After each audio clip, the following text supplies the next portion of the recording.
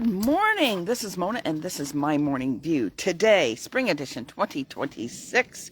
It is Thirsty Thinking Thursday. Thirsty Thinking Thursday. And I'm just watching the dog. She is the star of the show after all. There she is, right there. She thinks she's the star of the show. All right, so we have been doing on Thirsty Thinking Thursday series. And this series, Chicken Scratch Notes, is on the fruit of the Spirit. The fruit of the Spirit. So if you have not caught all of the words in this series at this point, love, joy, peace, long-suffering, go over to YouTube, Mona E. Harrison, like, share, comment, subscribe. I would show you where to subscribe, or right about there, or right about there, excuse me, right about there. I was drinking coffee and now it's burbling up. And if that doesn't go viral, I don't know what will. After I tripped over the little rug that I bought for the deck. So I'm not sitting down today. Usually I'm sitting down for Thirsty Thinking Thursday with my cup of coffee. Here is my cup of coffee right here. It is present. So yes, it's there. But it rained. And because it rained, everything is soaking wet. So I'm going to have to stand up. I have a drop on my phone right now. And I also got a drop on my Chicken Scratch Notes. So today, on Thirsty Thinking Thursday, in case I didn't tell you where to go to YouTube, it's Mona E. Harrison. It's different than my Facebook profile. Mona E. Harrison. Go over there and watch the other videos. This video will not be up until tonight or tomorrow. And so go ahead and just stay here if you're here today. But the advantage of going to YouTube is you get to watch it on fast speed. All right. So, and Facebook takes it down after 30 days. So the start of this has already been taken down, and now we're moving on to this next word. It doesn't have the whole series on Facebook. It does have the whole series on YouTube. Well, as I put it up. So we're only about halfway through with the fruit of the Spirit. So that's what we're covering. We're covering, for this series, the fruit of the Spirit. It's in Galatians 5.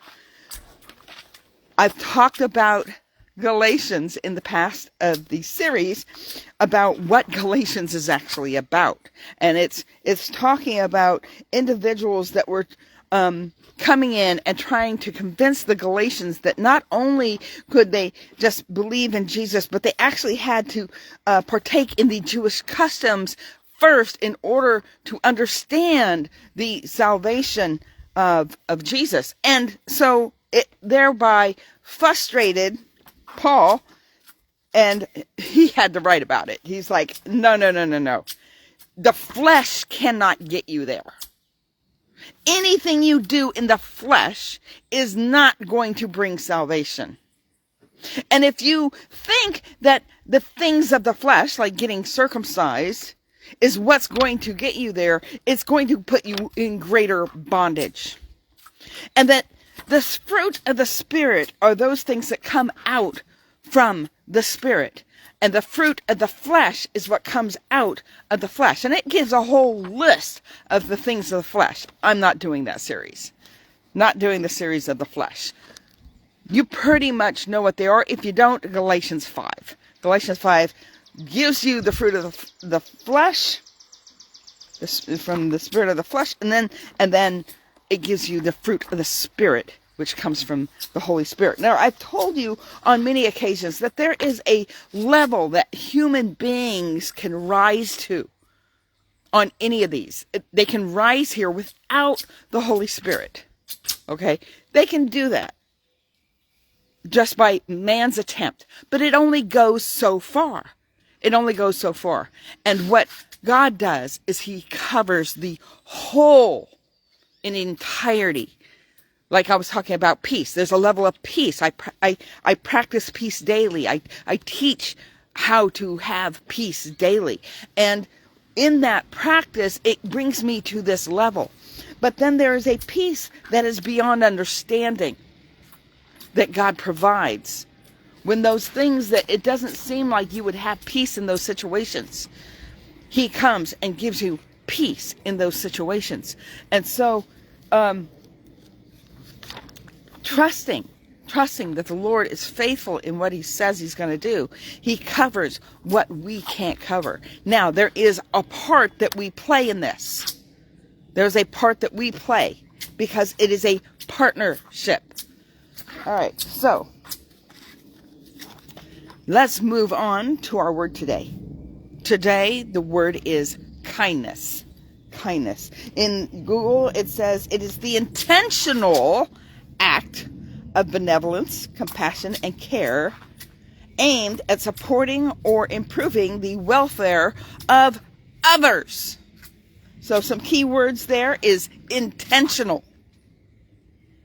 And it's for the welfare of others, supporting them. Now, moving right along. Yes, it is the intentional act of benevolence and compassion and care for others. However, it does things for you, the giver. All right, so here we go. Strengths. It brings social connection. It boosts mental health, both self-confidence, and it reduces anxiety. It has physical benefits. It lowers blood pressure. It triggers oxytocin, both in the giver and the receiver,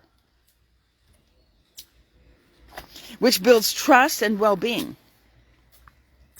There's neurochemistry that is involved here. It releases oxytocin and dopamine. Actually, this is threefold, okay? Oxytocin and dopamine are released both in the giver, the receiver, and the person that witnesses it. The person that witnesses it. So, it gives you feelings of, I think that says worth, and reduces stress. Okay, that I've already got. That's what dopamine and oxytocin does. Feelings, warmth, feelings of warmth. That's what that is. So it's this oxytocin and dopamine combination, this little cocktail, it improves cardiovascular health. It lowers anxiety and depression. So if you're depressed or you have anxiety and you can't bring yourself to go and do something for others, at least try to put yourself in a place where you witness it. Okay, so there's these little videos and reels and stuff on social media that show somebody helping somebody helping a little bird, somebody, getting the ducks out of the sewer, or picking up a stray dog and helping it. Okay, so that's an attempt at witnessing kindness, okay? But there's a human disconnect when you're looking at a screen. Yes, it's news of goodness when you see this. When you see this kindness being acted out on the news, it's like, oh, that's way better than the news we usually get. That constant negative news, right? And it's nice to see something great, and it gives you a level of that feeling. But to actually witness it as it is happening while you're seeing it in live, person to person, that's when it really takes over. So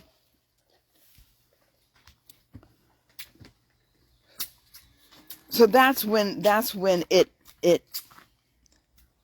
benefits witness, doer, and receiver. Okay, it strengthens bonds and it builds trust and promotes a sense of safety, and community. That's what it is.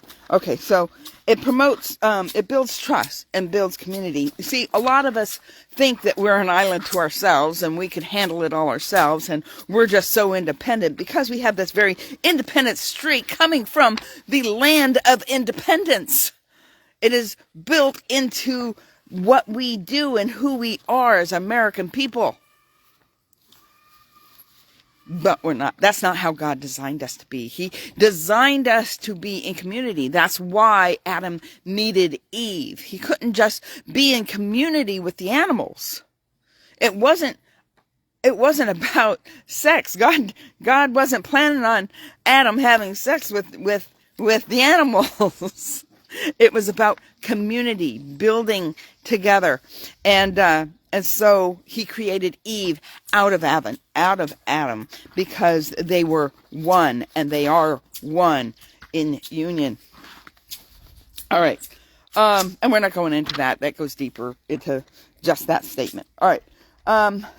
It promotes better health, strong relationships, and positive ripple effect. When somebody sees somebody doing kindness, they tend to repeat that kindness. In the same sense that somebody always witnesses the opposite of kindness, then meanness, they usually will emanate that as well. I remember one of my most favorite cartoons as a kindergartner. There was this little cartoon called Rock in the Road. And the Rock in the Road was about the story about this hole in the road, and there was a rock there. And somebody went wandering by, and he tripped over the rock, and I got a hair in my mouth. He tripped over the rock, and he fell into the hole. And he got up, and he had a lump on his head, and he's like, now, instead of being kind, he's like, I'm mad. So he goes and he puts the rock back, and he goes behind another rock to hide, to watch the next person come along and trip over the rock and fall into the hole. And then that person gets up, and he has a lump on his head, and he's mad, and he decides, I'm mad, so I'm going to get up, and I'm going to go over behind this rock. And so now there's two guys behind the rock, and the third guy comes along, and he trips over the rock, and he falls into the hole. Same thing, comes out, lump on his head, goes around to the other side of the rock after putting the rock back. Fourth guy comes along, trips over the rock, falls into the hole, gets a lump on his head, gets up, grabs a shovel, fills the hole with dirt. So now the rock is at the bottom of the hole, and the road is now smooth. And nobody's going to trip over a rock, and nobody's going to fall into the hole and have a big old lump on their head. And he gets up, and he whistles his way down the path, because he did his due diligence. He did his kindness. He went intentionally out of the way, inconveniently, came in and did what needed to be done so that the next person would not get hurt. And the other three people came out from behind the rock, and they're scratching their heads. They're like, what was that? It was foreign to them. They did not have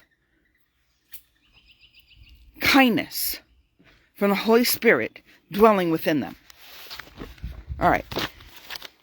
Moving right along.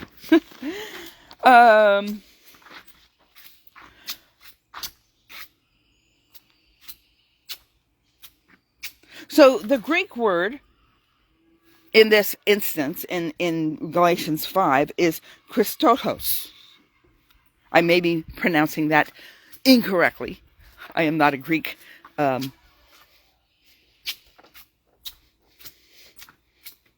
expert. So, it means gracious, tender, a useful disposition of the heart that translates into kind actions.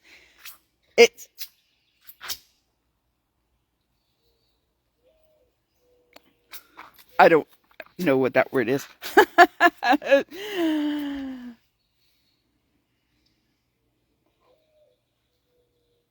Oh my goodness. It signifies mellowing. Its significance in mellowing of the spirit, representing goodness in act on rather than mere passive trait. So in other words, you're not just doing it passively. You're not just doing it passively. It takes intention, and it's that softening of the heart. It's that spirit that represents goodness, which is another fruit of the Spirit, which we'll be talking about next week. But just a quick thing on goodness. Goodness is a moral integrity, and kindness is goodness expressed. So you have a moral integrity, but how do you express that? Through kindness. It was through kindness in Romans 2:4 and Titus 3:4 that God led to provide salvation. It led God to provide that through his kindness. It was through kindness that that Elijah was helping the woman of Zarephath. It was through kindness that he raised the son of the woman from the dead. A different woman. So anyways, it was through God's kindness that these things happened. Because you got to remember that in those particular instances, they were not Jewish people. The woman of Zarephath, that's not in the land. She may have been a believer in the Jewish God, but she wasn't Jewish. So God showed beyond his kindness, beyond his chosen people. There's all sorts of scriptures. It's through kindness that God gathers his children under his wings to protect them. So that brings us to protection. Sometimes kindness doesn't look so kind. Sometimes kindness is stepping up for the person that's bullied. Sometimes it's standing in the gap. Sometimes it's defending those that are defenseless.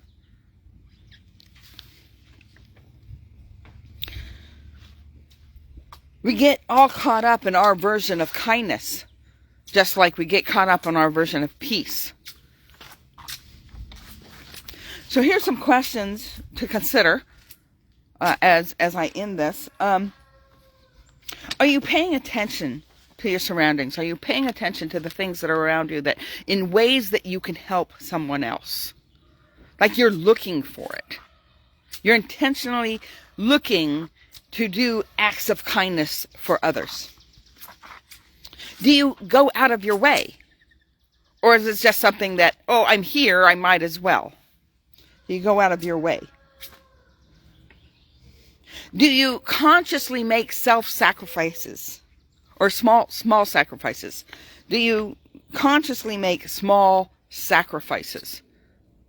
Okay, this is going to be inconvenient for me, but I'm going to do this. Do you... this is the part that gets me. This is the part that sometimes it gets me, okay? I am not perfect at these.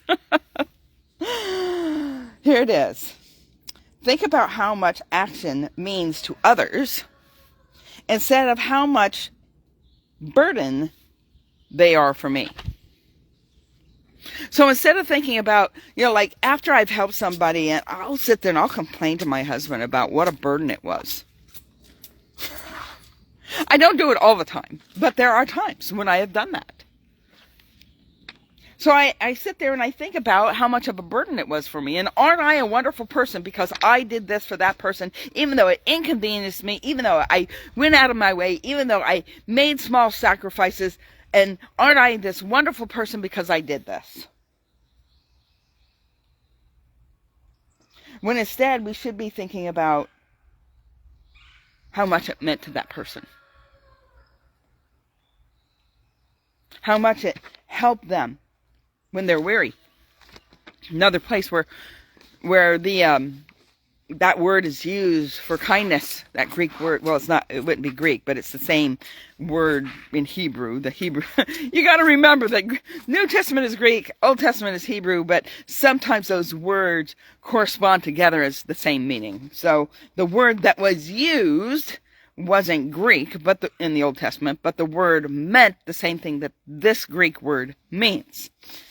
So all those verses that I talked about in the Old Testament, they weren't Greek. But they meant the same thing. And one of those spots are in Psalms 23. Psalms 23, it was through kindness that we were led to green pastures, to quiet waters, to the restoration of our souls in times when we're weary. So kindness was built in. That when somebody is weary, they need to be led to these green pastures, these quiet waters, the restorations of their soul. And who does God use to do that? We have the opportunity to partner with Him. We have the opportunity to be intentional, because that's what it is. It's intentional.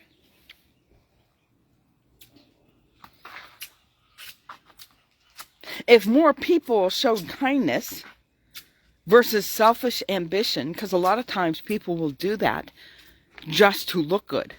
I know people that have gone out and gone to do things publicly to get recognition. It's not about getting recognition. It's about intentionally doing benevolence, compassion, and care for others, for better health, for stronger relationships, and for a positive ripple effect. Be an example.